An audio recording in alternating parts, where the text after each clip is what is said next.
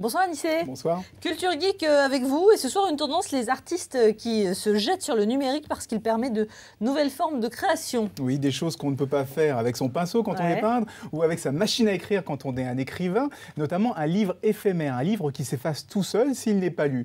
Et bien, c'est ce que un éditeur argentin a créé.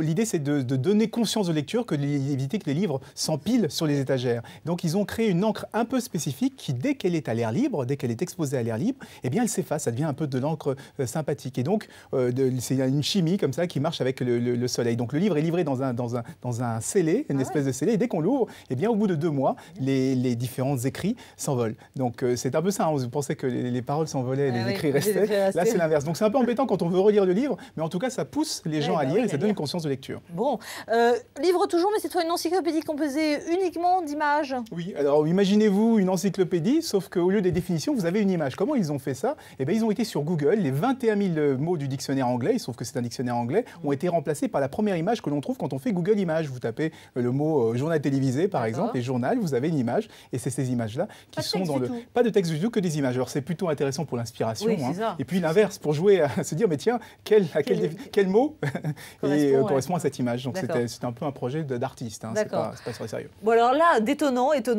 un magnétoscope d'œuvre d'art. Oui, alors ça c'est très sérieux parce que imaginez-vous Léonard de Vinci, tout le monde veut savoir sa technique quand il a peint la Joconde. Imaginez s'il avait cet outil que l'on voit là. C'est un outil qui permet de dessiner mais qui permet d'enregistrer toutes les étapes de l'artiste. Et là vous voyez en plus avec la palette, on a les différents pinceaux, les différents layers, les différentes couches que l'on utilise et donc ça permet comme ça de suivre à la trace et on peut revenir en arrière, accélérer le mouvement et suivre comme ça tous les mouvements qu'a voulu faire l'artiste quand il a peint son œuvre. Et en plus, l'intérêt, c'est que ça peut apprendre aussi à dessiner. Ah bah oui, tant qu'à faire. Et puis, pour ceux qui ne savent pas dessiner, il y a la machine à autoportrait.